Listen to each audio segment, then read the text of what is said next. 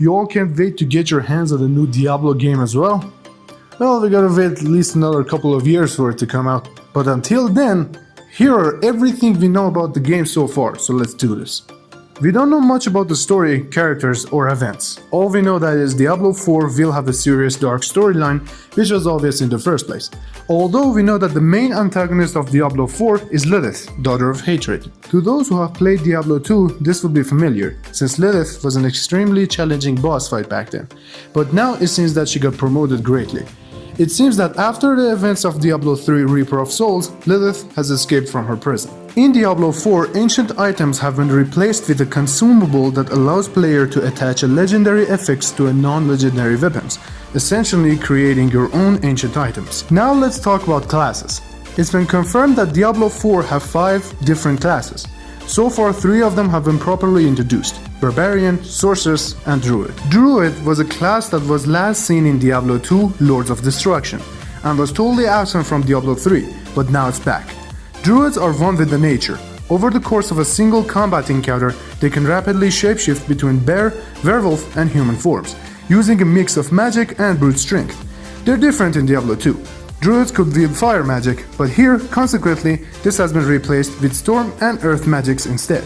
The druid will be able to shapeshift between human, werewolf, and werebear, as players can transfer mid-swing from caster to werewolf, summon a boulder, and charge into enemies as a werebear, all with just a few clicks. However, if you want to stick to a specific form, you can simply assign all your buttons to abilities of that form, so you can be a bear all the time if you wish. The druid in the gameplay is accompanied by 2 wolf companions at all times, but other companion creatures can be summoned too, including ravens and vines. The barbarian is a brutal physical warrior that roams around the battlefield constantly, dishing heavy damage and wielding an array of powerful weapons with ease. With the arsenal system, barbarians can swap between different types of weapons, such as from a heavy 2-handed mace to a pair of sharp, agile hand axes, depending on the situation, skill, and your player needs.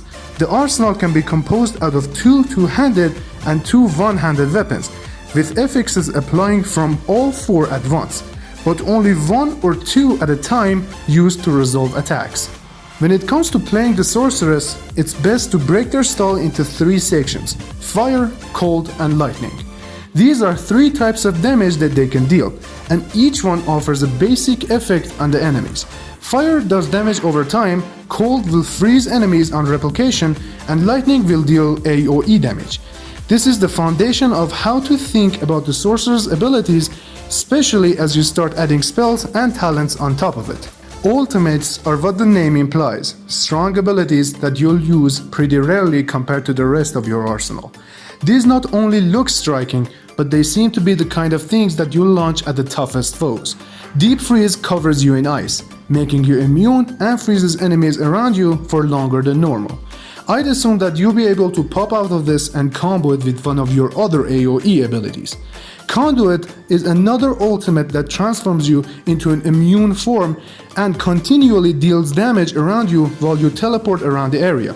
This might be something useful in hard difficulties when you're low on health or in a tough spot. Diablo 4's release date is yet to be revealed, but we know that this game has been in development for several years, so it means that it's way beyond early development, and we can expect Diablo 4 to be released within next 2 years before 2022.